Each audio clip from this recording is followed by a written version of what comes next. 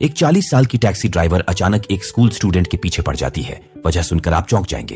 कहानी की शुरुआत में हम मोनटॉक शहर के नए टो ट्रक ड्राइवर गैरी को देखते हैं, जिसे एक यूबर ड्राइवर की कार को टो करने का ऑर्डर मिला था।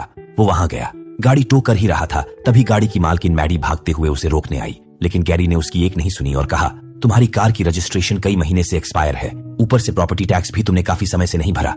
ये कोर्ट का आदेश है, इसमें मैं कुछ नहीं कर सकता। मैडी गिड़गिड़ाई, बोल देना गाड़ी घर पर नहीं थी। अगर गाड़ी नहीं रहेगी तो पैसे कैसे कमाऊंगी और टैक्स कैसे भरूंगी।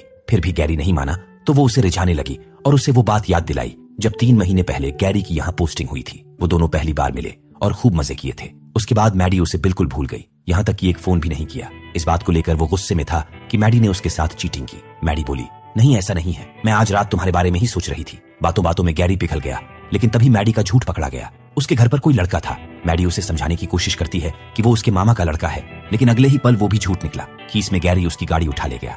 खैर, किसी तरह मैडी को ड्यूटी पर तो जाना ही था। वो स्केटिंग करके निकल पड़ी।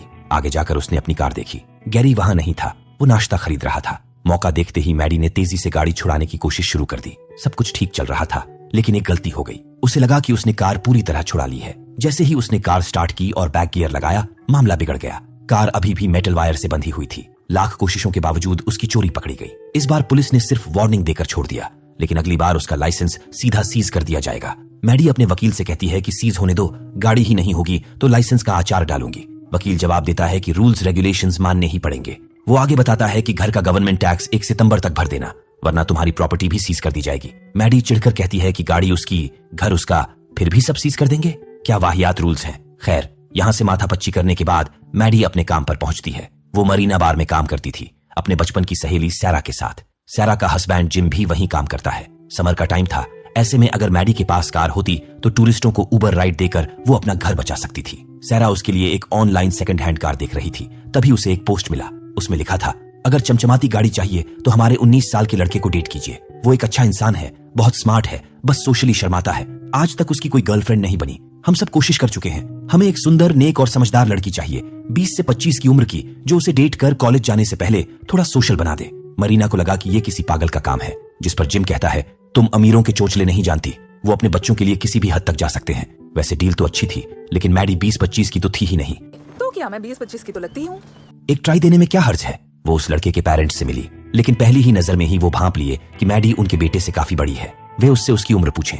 मैडी उनको बताती है कि पिछले साल 29 की हुई थी और अब 30-32 की है। उसका अटपटा जवाब उनके पल्ले नहीं पड़ा। इससे पहले कि वे उसे मना करते, मैडी उन्हें समझाई कि वो जिम्मेदारी से सब संभाल लेगी, ठीक वैसा ही जैसी लड़की उन्हें चाहिए। काफी मशक्कत के बाद वे माने, लेकिन एक शर्त पर। उनके लड़के पर्की को इस डील की जरा सी भी भनक नहीं लगनी चाहिए, क्योंकि एक बार उसे पता चल गया कि ये सब फेक है तो उसका कॉन्फिडेंस टूट जाएगा। वो इतना शर्मीला था कि उसके कोई दोस्त नहीं थे, यहाँ तक कि लड़कियों से भी बहुत ज्यादा शर्माता था। ऐसे में अगले साल उसे प्रिंसटन यूनिवर्सिटी जाना था। अगर यही हाल रहा तो वो वहां लड़कियों के बीच टिक नहीं पाएगा। मैडी उनकी पूरी बात समझ गई। पर्सी की दिनचर्या का डिटेल्स लेकर वो अगले दिन से उसके पीछे पड़ गई। पर्सी वॉलंटियर करता था एनिमल शेल्टर में सुबह 6 से 10। एक डॉग अडॉप्ट करने के बहाने वो उससे मिली, लेकिन सामने से बात करने बजाय वो उससे नजर चुराने लगा। अब मैडी का तो काम ही यही था, उसका शर्म भगाने का। वो अपने सारे पैतरे आजमाना शुरू की। फॉर्म फिलअप करने के बहाने उसे एकांत कमरे में ले गई। वहां भी उसने पर्सी का ध्यान अपनी ओर आकर्षित करने की कोशिश की, लेकिन वो तो बिल्कुल बुत बनकर फॉर्म भरने में लगा था। मैडी थोड़ा और करीब आने की कोशिश की तो वो फिर फोन देखने लगा। फिर बोला कि शेल्टर बंद करने का टाइम हो गया है, आप किसी और दिन आ जाना। लेकिन मैडी उसे इतनी आसानी से जाने तो नहीं देने वाली थी। वो उसे घर तक छोड़ने के लिए लिफ्ट ऑफर की ताकि डॉग एडॉप्शन की बाकी की बातें कार में हो जाएं। पर्सी उसके साथ जाने को मान तो गया, लेकिन उसकी खटारा गाड़ी देख मन बदल लिया। मैडी ने तेजी दिखाई और उसकी साइकिल जबरन अपनी गाड़ी के अंदर रख दी। आखिरकार पर्सी को उसके साथ जाना पड़ा। सब कुछ ठीक चल रहा था, लेकिन जैसे ही मैडी टर्न लेकर दूसरे लेन में गई, पर्सी डर गया, क्योंकि ये रास्ता उसके घर का नहीं था। मैडी कहती है कि ये शॉर्टकट है। पर्सी को डाउट हुआ, पीछे देखा तो हलक सूख गई। हेल्प के लिए मैसेज टाइप किया तो मैडी ने उसका फोन ही छीन लिया और बोली, तुम्हारी जनरेशन की यही प्रॉब्लम है, सारा दिन फोन से चिपके रहते हैं। वहीं पर्सी को अब पक्का यकीन हो गया कि उसे किडनैप किया जा रहा है। इतने में मैडी उसे लेकर अपने घर पहुंच गई। तभी पर्सी पेपर स्प्रे मारकर उसके सारे अरमानों पर पानी फेर दिया। मैडी समझ ही नहीं सकी कि वो ऐसा क्यों कर रहा है। जिस पर पर्सी कहता है कि तुम मुझे किडनैप करने वाली थी, तुमने जबरन मुझे अपनी गाड़ी में बिठाया और फोन भी छीन लिया। मैडी कहती है कि तुम्हें किडनैप ही करना होता तो मैं तुम्हें अपना नाम और पहचान क्यों बताती। क्या तुम पानी ला सकते हो? लेकिन उसने तो उसे पूरा नहला ही दिया। खैर, इतना सब कुछ होने के बावजूद भी मैडी कहती है, मुझे तुम बहुत हॉट लगे। मैं तुम्हें हॉट लगा। कल डेट पर चले। अब पर्सी को विश्वास ही नहीं हुआ कि इतनी सुंदर लड़की उसके प्यार में कैसे गिर गई। खैर, कल मिलने का बोलकर वो घर चला गया। अगले दिन वे डेट पर मिले। बार में पर्सी को देख सभी हंसते जा रहे थे। पता चला कि उसने ड्रेस ही ऐसा पहना था। मैडी पूछी तो बोला कि गर्मी लग रही थी इसलिए। इतने में एक छोटी सी आवाज से उसकी हवा टाइट हो गई। अजीब डरपोक किस्म का लड़का था। उसने सॉफ्ट ड्रिंक ऑर्डर करके ये साबित भी कर दिया। वेटर बोली, यहाँ नहीं मिलेगा, कहीं और जाओ। 21 साल से कम के लोगों को यहाँ एंट्री नहीं मिलती। चूंकि वेटर मैडी की पहचान की थी इसलिए ज्यादा कुछ दिक्कत नहीं हुआ। वे ड्रिंक पीना शुरू किए तो पर्सी की हलक से नीचे उतरा ही नहीं। मैडी उसे मनाकर जबरन पिलाती है और कहती है, तुम अगले साल प्रिंसटन जाने वाले हो, बच्चों जैसी हरकतें मत करो, बड़े बन जाओ। इतने में मैडी का एक्स बॉयफ्रेंड आधम का। उसने उसकी सारी पोल खोल दी कि वो एक नंबर की भगौड़ी है। इस वाली को कस के पकड़ के रखना, फिसलती बहुत जल्दी है। Bye bye. एक पल में मैडी की ऐसी तैसी करके वो चला गया। खैर, पर्सी को उसके एक्स से कोई दिक्कत नहीं थी। वो साथ बीच पर घूमने गए जहां कोई नहीं था। वहीं बोर्ड पर लिखा था कि 8 बजे बीच बंद हो जाता है, लेकिन मैडी कहां मानने वाली थी। वो नहाने के लिए उतावला हो उठी, लेकिन पर्सी डर रहा था क्योंकि एक तो उसे तैरना नहीं आता और ना ही यहाँ पर लाइफ गार्ड थे।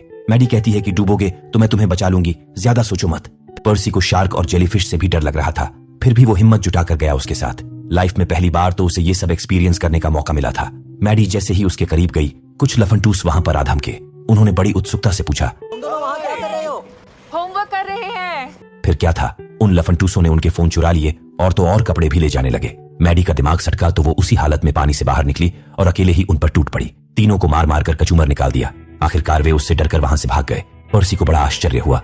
उसे मैडी से ही डर लगने लगा, जिस पर मैडी उसे समझाती है कि वे उनका कपड़े, जूते, वैलेट सब कुछ चुरा कर ले जा रहे थे। ऐसे में हम क्या करते। खैर, बातों बातों में मैडी उसके करीब आने की कोशिश की तो वो पीछे हट गया और बोला, तुम्हारे साथ जरूर कुछ गड़बड़ है। ऐसा लगता है तुम मुझे खा जाओगी। मैं किसी ऐसे के साथ संबंध नहीं बना सकता जिसे मैं जानता तक नहीं। आखिरकार मैडी उससे फ्रस्ट्रेट होकर कपड़े उठाई और निकल गई। पर्सी उसके पीछे दौड़ा क्योंकि उसके कपड़े भी मैडी के पास थे। मैडी ने उसके कपड़े तो दे दिए, लेकिन फोन का कुछ अता पता नहीं था। अब पर्सी परेशान कि वो घर कैसे जाएगा। उसे डैड को फोन करना था। मैडी कहती है कि डैड को कॉल क्यों करना। क्यों, तुम बच्चे हो क्या? कुछ भी हो, पर्सी को अपना फोन चाहिए था, इसलिए वो उसकी कार की बोनट पर चढ़ गया। अब मैडी खीस में थी। गाड़ी रोकने के बजाय एक्सीलरेटर और दबा दी। दोनों के दोनों जिद पर अड़े हुए थे।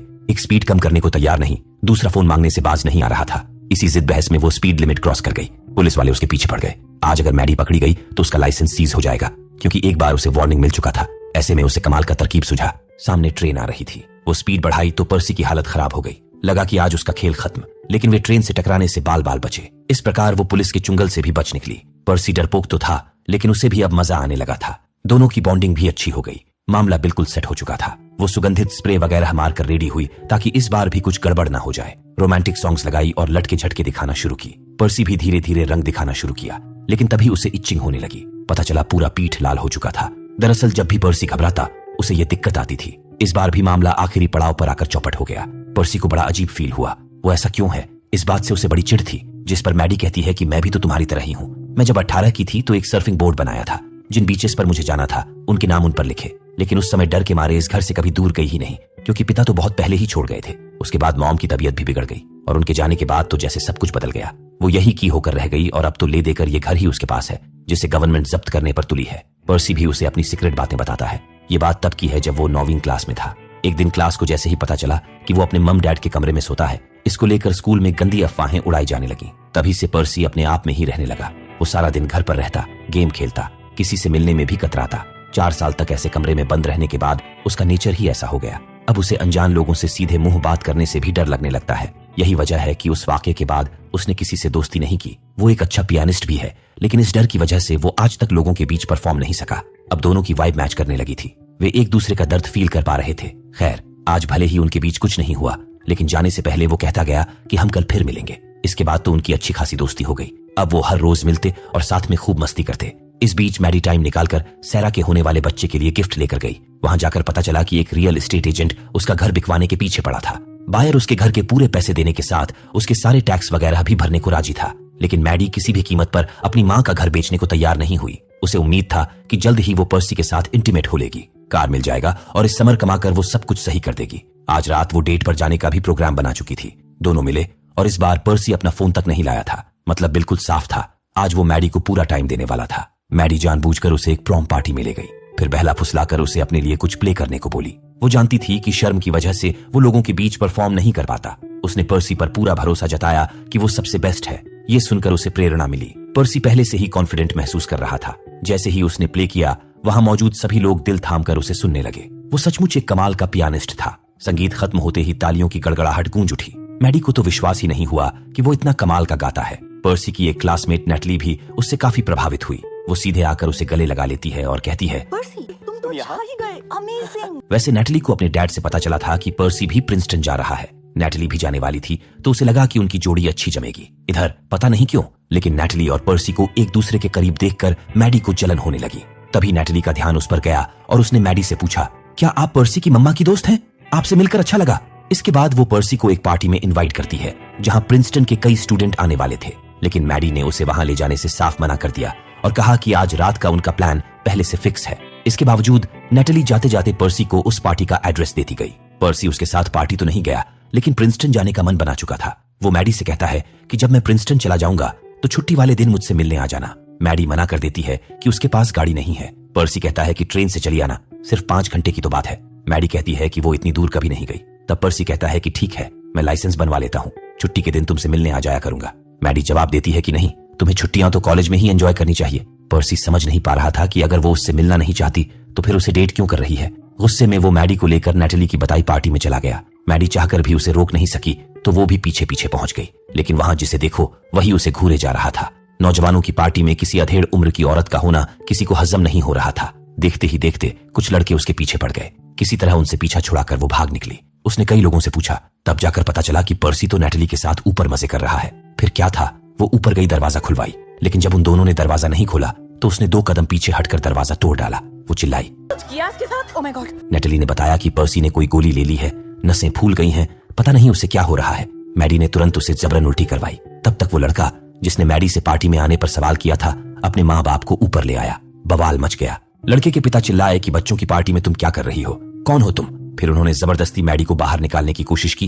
तभी पर्सी ने उन्हें एक घूंसा जड़ दिया, लेकिन गलती से चोट मैडी की गर्दन पर लग गई। इतना बवाल होने के बाद वे वहां से निकल आए। पर्सी उससे माफी मांगता है और कहता है कि मैं तुम्हें गलती से भी चोट नहीं पहुंचा सकता, मैं तुमसे प्यार करने लगा हूं। अब वो पूरी तरह उसके साथ इंटीमेट होने के लिए तैयार था, लेकिन मैडी को एहसास हुआ कि ये सही नहीं है। एक तो पर्सी का पहली बार था और वो नशे में धुत था। मैडी चाहती थी कि ये पल पर्सी के लिए यादगार बने, इसलिए उसने मामला टाल दिया। अब पर्सी के पेरेंट्स को उसमें साफ बदलाव नजर आने लगा था और वो इससे खुश थे।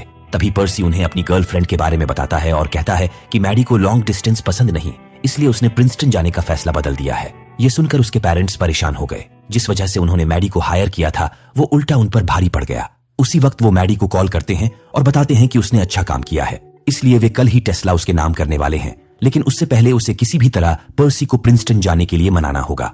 दुर्भाग्य से उनकी यह कॉल बीच में ही पर्सी ने टेस्ला में बैठकर रिसीव कर ली और सब सुन लिया। जो कुछ भी हुआ था सब झूठ निकला। उसकी आंखों से आंसू निकल आए। अगले दिन मैडी उसके घर आई ताकि कार की लिखा पढ़ी हो सके, लेकिन उस वक्त पर्सी घर पर ही था। वो सब कुछ जानकर भी अनजान बनने का नाटक कर रहा था। फिर जो गाड़ी उसके डैड मैडी को देने वाले थे उस पर उसने खूब भड़ास निकाली और उसे तहस नहस करके वापस लौट आया। वो गुस्से में था। उसके पेरेंट्स को लगने लगा कि शायद उसे सच्चाई पता चल गई है। मैडी उसकी खबर लेने गई और पूछा कि क्या बात है। पर्सी कहता है कि तुम मुझसे कुछ छिपा रही हो, अगर हाँ तो अभी बता दो, लेकिन मैडी उसका दिल तोड़ना नहीं चाहती थी। पर्सी उतावला होता जा रहा था। आखिरकार मैडी ने उसकी ख्वाहिश पूरी कर दी, लेकिन पिक्चर शुरू होने से पहले ही खत्म हो गई। तभी पर्सी बता देता है कि उसे सब कुछ पता है। जो गाड़ी मैडी को मिलने वाली थी उसने सारा गुस्सा उसी पर उतारा है। वो पछता रहा था कि उसने कैसे सोच लिया कि मैडी सचमुच उससे प्यार करती है। मैडी इसके लिए उससे माफी मांगी और बताया कि वो उसे पसंद करती है।